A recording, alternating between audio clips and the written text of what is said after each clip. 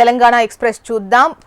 Mulugu collector కార్యాలయంలో ఎస్సీ/బీసీ minority సంక్షేమ hostel అధికారులతో మంత్రి సీతక్క రివ్యూ నిర్వహించారు. విద్యార్థులకు చదువుతో పాటు నాణ్యమైన భోజనం అందించాలన్నారు మంత్రి సీతక్క.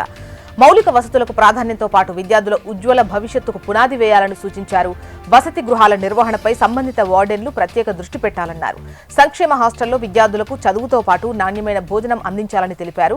విద్యార్థుల ఆరోగ్యంపై ప్రత్యేక శ్రద్ధ వహిస్తూ ఎప్పటికప్పుడు ఆర్బీఎస్కే బృందాలు సందర్శించి ఆరోగ్య పరీక్షలు నిర్వహించాలన్నారు. మెనూ ప్రకారం పౌష్టికాహారంతో పాటు వంటకు నాణ్యమైన సరుకులు వినియోగించాలని ఆదేశించారు మంత్రి సీతక్క.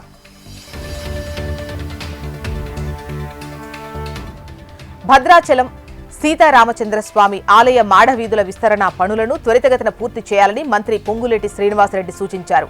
మాడవీధుల అభివృద్ధి ప్రణాళిక, ఇప్పటి వరకు చేపట్టిన పనుల పురోగతి తదితర అంశాలపై అధికారులను వివరాలు అడిగి తెలుసుకున్నారు.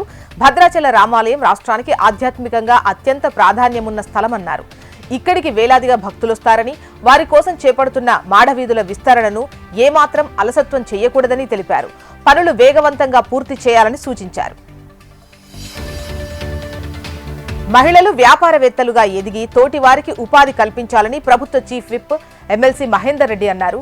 వికారాబాద్ జిల్లా తాండూరులో 887 మహిళా సంఘాలకు 81.36 లక్షల వడ్డీ లేని రుణాల చెక్కులు పంపిణీ చేశారు. సమాజంలో సగభాగంగా ఉన్న మహిళలు ఆర్థికంగా అభివృద్ధి చెందితేనే కుటుంబాలతో పాటు రాష్ట్రం, దేశం కూడా పురోగతి సాధిస్తుందని అన్నారు. మహిళలకు అధిక ప్రాధాన్యత ఇస్తున్న ప్రభుత్వం తమదన్నారు.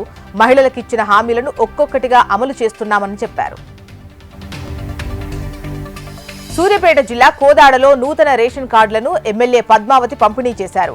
12 సంవత్సరాలుగా రేషన్ కార్డుల కోసం ప్రజలు ఎదురు చూశారని, గత ప్రభుత్వంలో ఒక్కరికి కూడా రేషన్ కార్డు ఇవ్వలేదని ఎమ్మెల్యే గుర్తు చేశారు. తమ ప్రభుత్వం పేదలను ఆదుకోవాలని కొత్త పథకాలు ప్రవేశపెడుతోందని చెప్పారు. అందులో భాగంగానే సన్నబియ్యం పథకాన్ని హుజూర్ నగర్లో ప్రారంభించుకున్నామని చెప్పారు. ఎంత ఖర్చైనా ప్రతి పేదవాడికి సన్నబియ్యం అందించాలనే ధ్యేయంతో రేషన్ కార్డులు ఇస్తున్నట్టు తెలిపారు.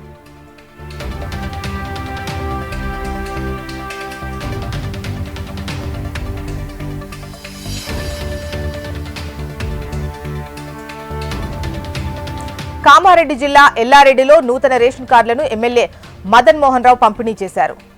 ఏ ఒక్క లబ్ధిదారుడికి కూడా బీఆర్ఎస్ ప్రభుత్వం రేషన్ కార్డు ఇవ్వలేదని ఎమ్మెల్యే మధుమోహన్ రావు అన్నారు.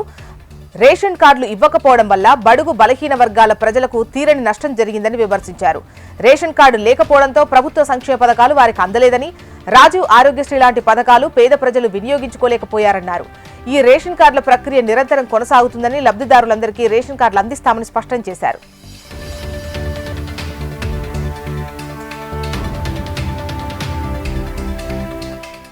జగిత్యాల జిల్లా కొడిమ్యాలలో చొప్పదండి నియోజకవర్గ బీఆర్ఎస్ ముఖ్య నాయకుల సమావేశం జరిగింది. స్థానిక సంస్థ ఎన్నికలు దృష్టిలో ఉంచుకుని బీఆర్ఎస్ పార్టీ శ్రేణులు ఇప్పటి నుంచే సిద్ధమవ్వాలని మాజీ ఎమ్మెల్యే సుంకె రవి సూచించారు. కాంగ్రెస్ ప్రభుత్వం ఎన్నికల నిర్వహణకు జంకుతోందని ఆరోపించారు.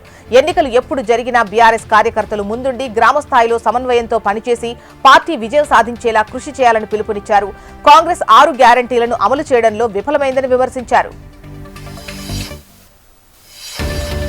మెదక్ జిల్లాలో వీధి కుక్కల దాడిలో ఓ చిన్నారి ప్రాణాలు కోల్పోయాడు. శివంపేట మండలం రూప్లా తండాలో 4 ఏళ్ల నితిన్ షాప్కు వెళ్లొస్తుండగా వీధి కుక్కలు దాడి చేశాయి. తీవ్ర గాయాలు కావడంతో నర్సాపూర్ ప్రభుత్వ ఆసుపత్రికి తరలించారు. అయితే అప్పటికే చిన్నారి మరణించినట్లు వైద్యులు తెలిపారు.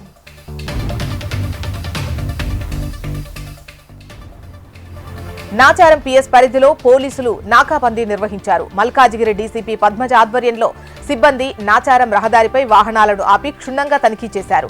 నంబర్ ప్లేట్స్ సరిగా లేని వాహనాలను గుర్తించి కేసు నమోదు చేశారు. నిషేధిత వస్తువుల అక్రమ రవాణా అరికట్టడంతో పాటు వాహనదారులు నంబర్ ప్లేట్స్ ను ట్యాంపర్ చేసినా, నెంబర్ ప్లేట్ లేకుండా వాహనాలు నడిపినా వారిపై కేసులు తప్పవని డీసీపీ పద్మజ అన్నారు. నిబంధనలకు విరుద్ధంగా నడిపే వాహనదారులపై చర్యలు తీసుకుంటామని హెచ్చరించారు. రోడ్లు వేయాలని డిమాండ్ చేస్తూ కొమరంభీం జిల్లా భీంనాయక్ తండా వాసులు రోడ్డుపై బైఠాయించి ధర్నా చేశారు.